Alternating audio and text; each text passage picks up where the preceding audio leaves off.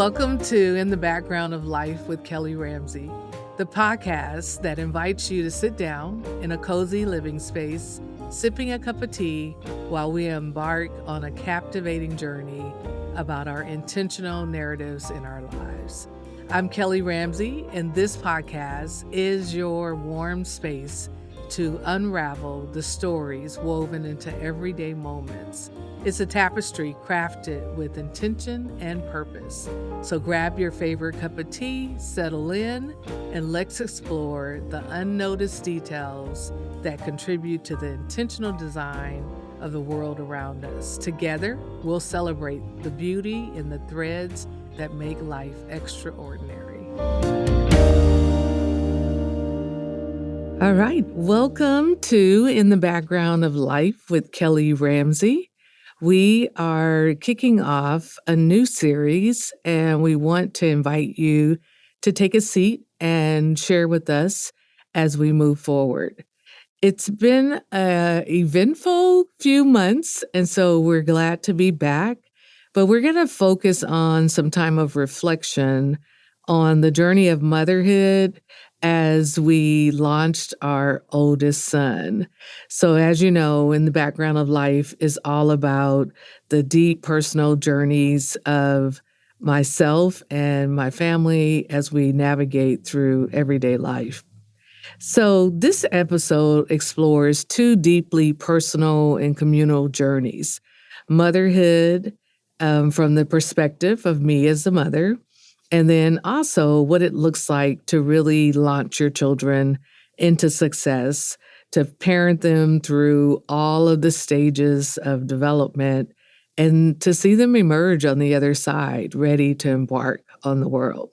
So as you listen in today, what I invite you to do is to think about your own personal story, think about the journey that you've been on, and think about what's ahead. What is life going to be like as you move forward?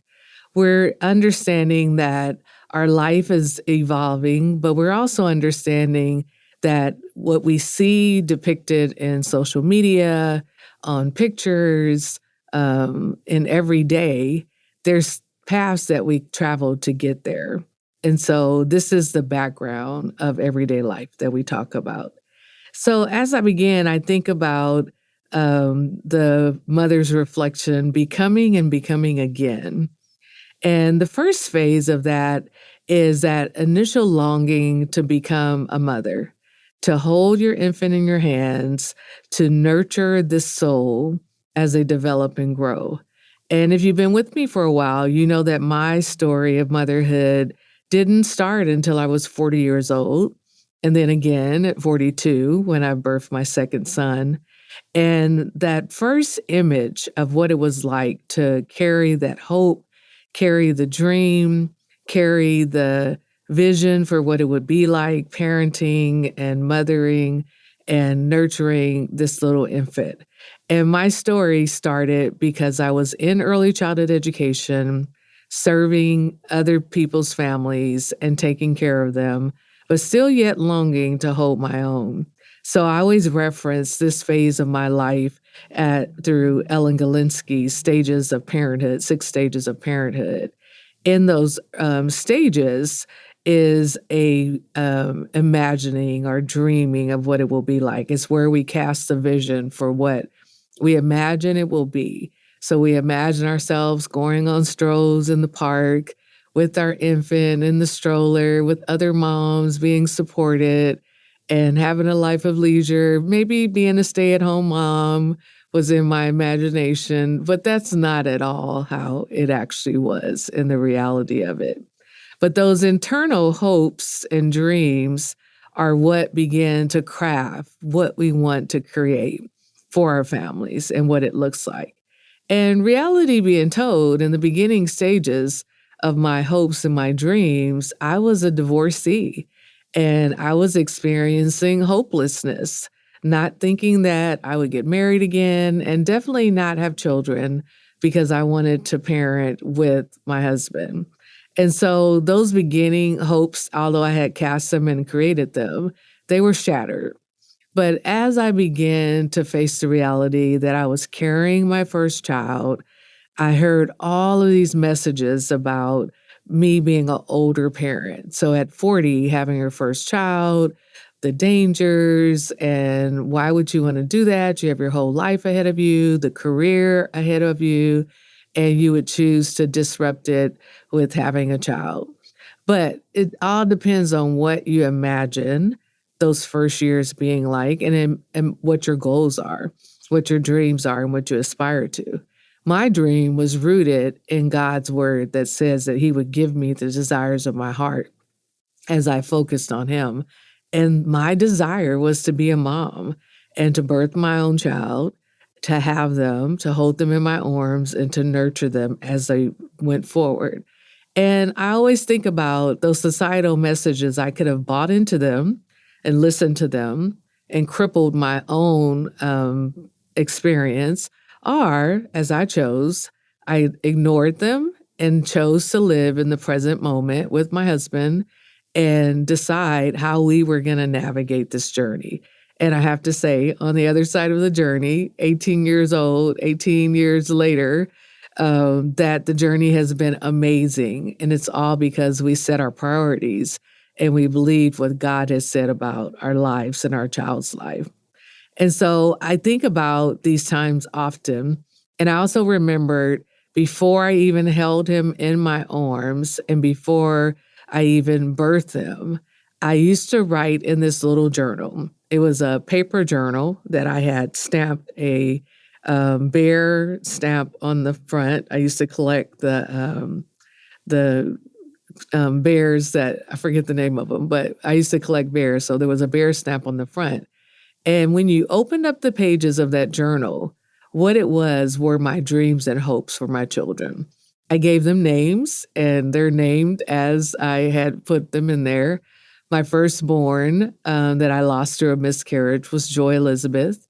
And then my secondborn was my son. And then my third bonus was my other son.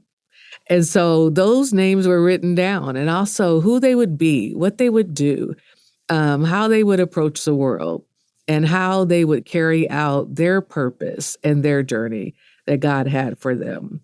So in that waiting time, I didn't wait in sorrow, but I waited in hope and expectation.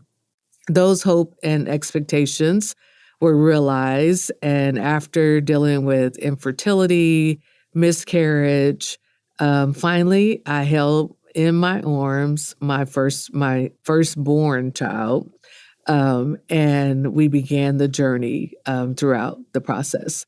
So all I can remember is in those beginning months, I was so sleepy and so tired. Like that was a normal process. Currently, I teach for a program in Oklahoma City that works with expectant parents as well as those who have had their baby. And my favorite thing is to teach the class after the baby is here and talk about what were your hopes and dreams? What were your everyday life now?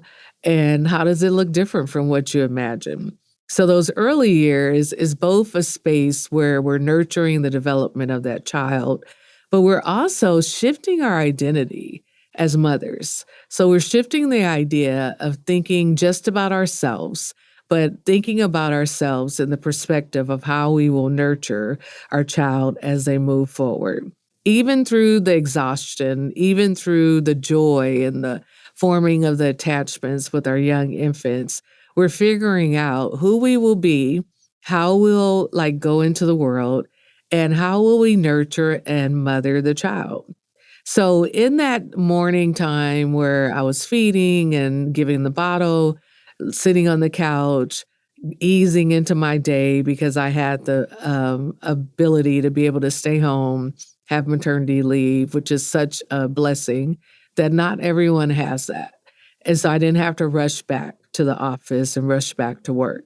And so, but in that time, there was a lot of time where I thought about how can I create the best possibilities for my child and for myself, and how can I not lose myself in the journey of motherhood? Because so often we put aside everything for our children and we only focus on them and their development. And what I realized was that as my child was developing, I was also developing as a parent. I was developing my own identity.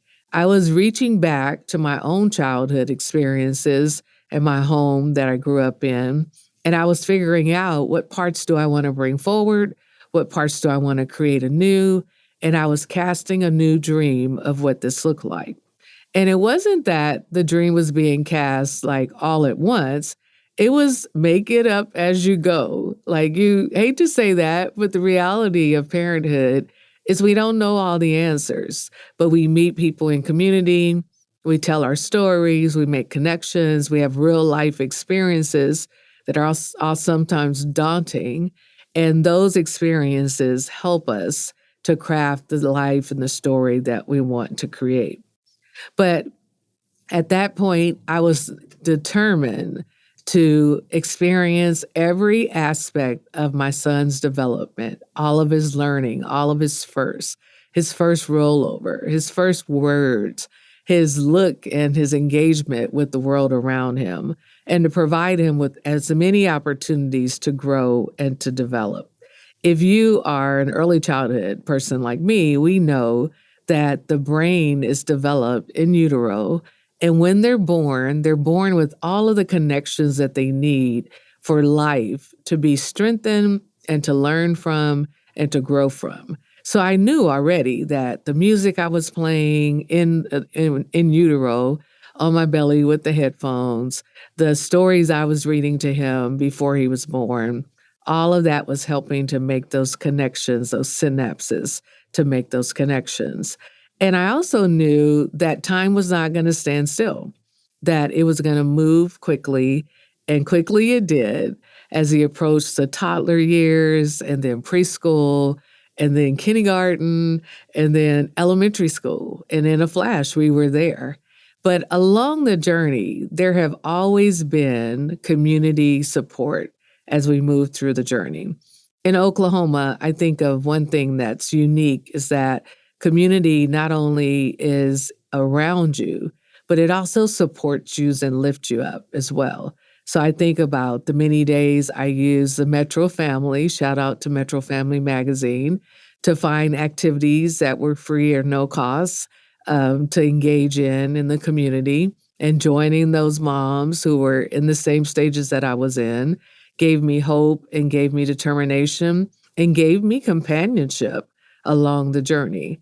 So I also remember the caregivers who helped support the journey. So when I went back to work, I had my family child care provider, shout out to all those family child care educators out there caring for children, supporting families. And so she was a staple in our lives. So she helped to provide security so I could go back to work and focus because I knew he was being taken care of. And it was always a joy to pick him up and to learn something new that he had done and how he was moving forward. So those early years of development from 6 weeks old to 5 years old, she nurtured him as I nurtured him, my husband and I. And so he was able to launch and go to kindergarten.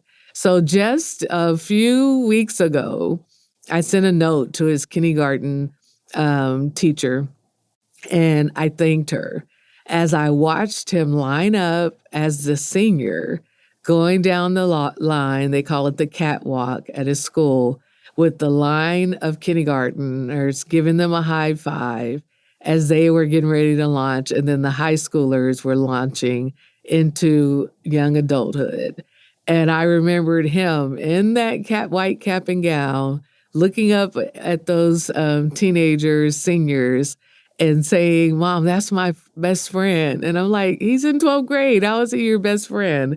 Because he was being nurtured and supported all the way from those early years by both our family and both that community of support. So what we learned during those stages was that his personality was peeking through, and we only needed to support what that looked like. And what I understood as a mother is that I could nurture and care for him, but I had to also let go so that he would be able to have experiences that would be enriching who he was and what his destiny was.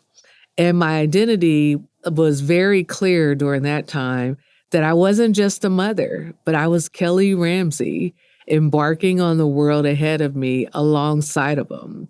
And I remember distinctly a conversation someone shared with me that as a mother, you have to let go of everything and put your children first and put your own dreams on the back burner.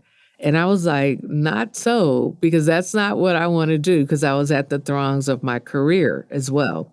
And so I decided early on that parenting is not a one woman job, it's two. So my husband and I parented together. Our styles of parenting differ, but both of them were what was needed to nurture our children and support them. So as we went through those early years, the preschool years, elementary school, it was important for us to help them develop their identity, but it was also important for us to nurture our own dreams and goals and admonitions. And being an early childhood educator, those years were pretty easy because I understood children in development. I knew what to offer. I knew what types of things and experiences I wanted my children to have. And then we entered the middle years. And so one of our benefits was being in a private Christian school for all of their education. We formed relationships very early with the teachers and the other parents. So we didn't have the drama of moving school to school and figuring out all of those rules and whatnot. But what we did have was a community of support that would be able to nurture both our children and ourselves as we navigated it together. So you start to find a rhythm in your parenting during those middle years as they're finishing up elementary school, entering into junior high. You start to determine what schedules are. You start to determine what interests that they have. And you start to find the rhythm of what your household will be like, how you will relax on the weekend, how you'll be inundated during the week with the games and the schedules and all the things, but you still squeeze out time for yourself. It's so, so important. So as I continued to journey, I always did this parallel process that my children are developing and growing, and they're not stopping for me. They're going to continue to grow and develop at the right speed and what they need to do.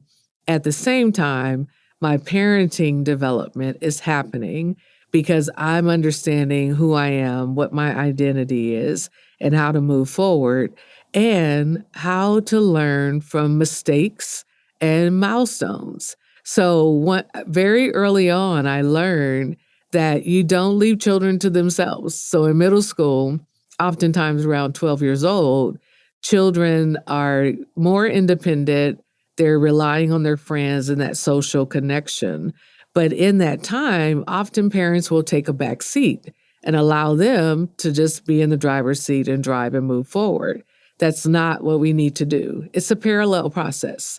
So at the same time, you're allowing them to have some autonomy and to develop. There's some industry to figure out how things work and how they want to be in the world. But you're always scaffolding them, walking right alongside, giving them that extra reassurance for what they need as they grow, as they nurture, and they grow that independence. It's a balancing of nurturing and growing independence. They don't work opposite to one another, but it's a cohesive process that you want to support. So what you may say, what does nurturing look like in those middle years, those adolescent years? One of the things that nurturing looks like, it looks like children come alongside of you in being responsible for the home and the upkeep of the home. This is about the time where I use the phrase with my boys, both my boys, you want to be a contributor. And they were like, a contributor to what? If you're taking the benefit of anything, you want to have contributed. So my question to them throughout the week, at least once a week, would be, how have you contributed today? At school, at home, in your community? And it makes them think about, what can I do? What can I do to support? And so they may have contributed by unloading the dishwasher or taking out the trash. They always contributed by bringing in the groceries from the car. So I would go and do the groceries, pull up in the driveway. Immediately they come out, they pull the groceries out, put them in the house. How they extended that is I would say, now let's put them away in the cabinet. Don't leave that for me either. And so there's ways that they could contribute every day. And if they couldn't come up with it on their own, then I would give them ways that they could contribute. And so we continue to do that throughout the middle years and now into the high school years as well. So that growing independence is both twofold. One, they're going to show some initiative, hopefully. And if they don't, then you give them some guidance on how they can help contribute to the house. The other saying that I adopted during these middle years was make it a habit. So every day I would have to say, did you pick up your shoes? Did you take out the trash? Did you make up your bed? Did you wash your clothes? All these things. And so instead of just going down the laundry list of what they didn't do, I was like, let's make it a habit. If you make it a habit, then you don't have to remember to go back and do it because it's already done. So when you get up, I gave them the routine. Here's what you begin to do. And then you can see those habits forming. So those habits still are forming, I have to say, in those high school years, but they're more formed now than they were in the early years. So those were like two different things. But I have to say, the season that I just entered or am coming out of, I don't know if I'm entering it or it's like over yet. I don't think it's over yet, but I call this the launching season. So that transition from high school graduate to the college transition. So for my firstborn, he graduated high school. We did all the things. It took me a whole month to recuperate from the celebrations in May, but just want to shout out all the family, all the love, all of his teachers, all of his communities of support, the aunties, the cousins, everyone, his sister, his brother, all the support was so amazing. And to see him be fully loved by the supports that came around to celebrate with him, who have a story in the journey, right? And so they've been with him from most of them before conception and some of them through their early years as well. And so we experienced that. So this is going to be the really reflection piece of today, of motherhood. I watched how I kept going back to who he was, of different stages of development, knowing his personality, because I had to do a photo shoot and I had to do a photo collage and a PowerPoint. So it was dredging up all kinds of memories as I was doing that. But the biggest memory was that I could capture it. I had taken pictures of the moment. Every picture I looked at took me back to that particular moment. And there were details that I still remembered because of how influential those pictures were in helping me capture the memories. One thing about motherhood is that we get so busy in doing the everyday and taking care of everything that sometimes we forget just to reflect on where we've been and where we are now. And so as I went back to the first day of school pictures on the porch, to walking them to class for kindergarten, right, side by side, to watching them walk to class in middle school and, elementary school, and what feelings I had about that. And I can remember dropping off and them not needing me is what I said, but they still needed me, just in a different way.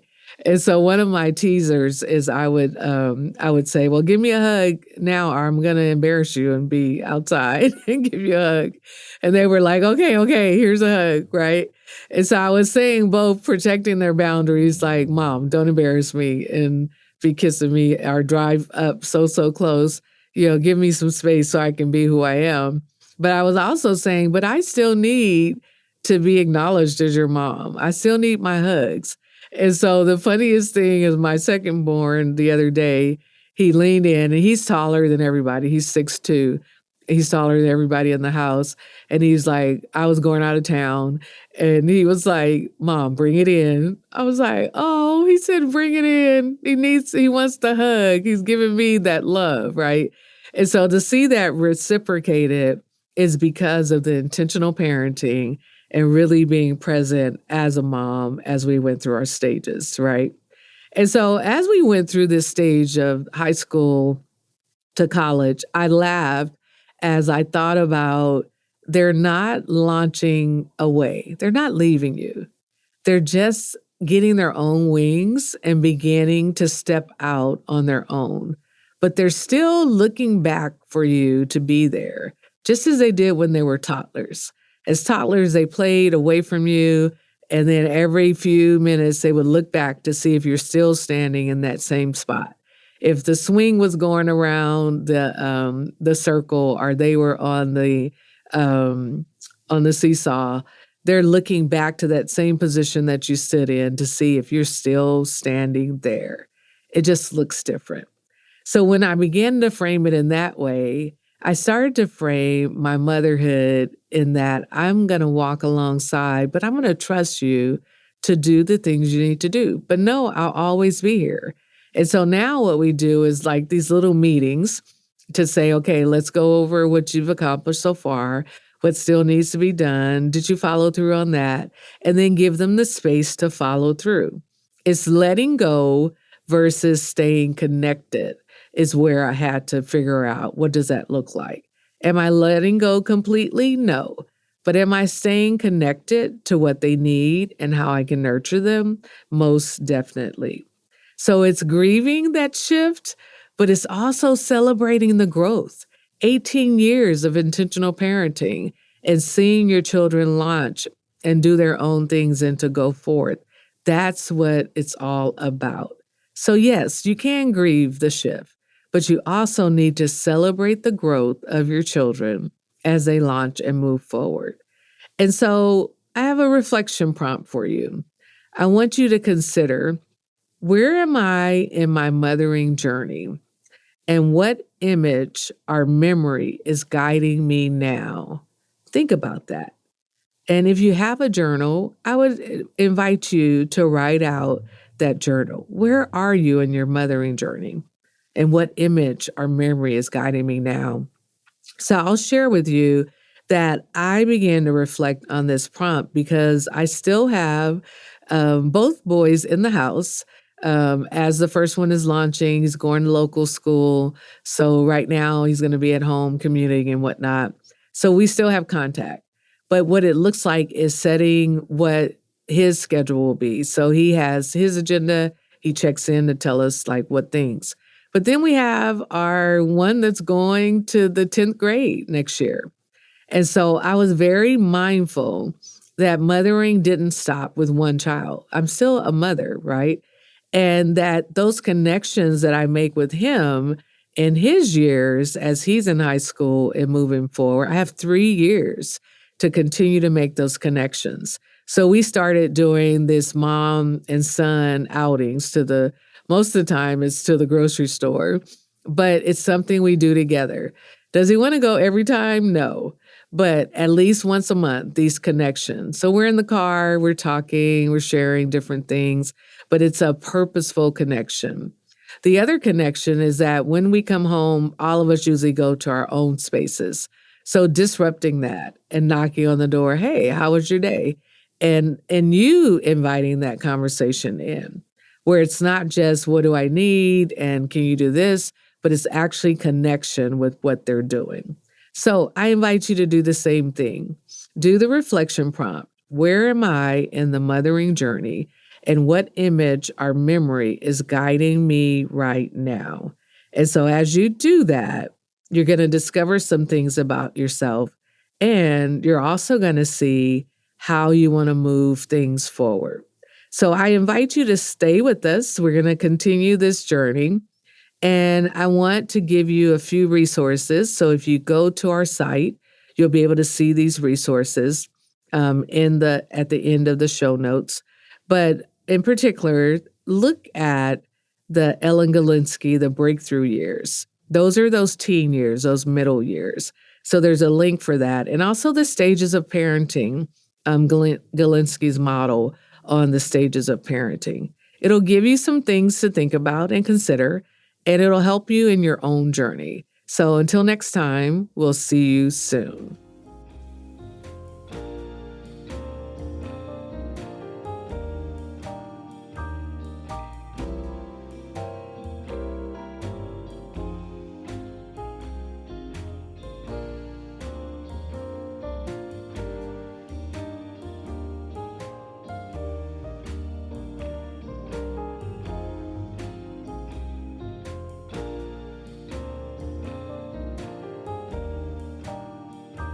This episode of In the Background of Life with Kelly Ramsey is brought to you by the Possibilities Podcast platform.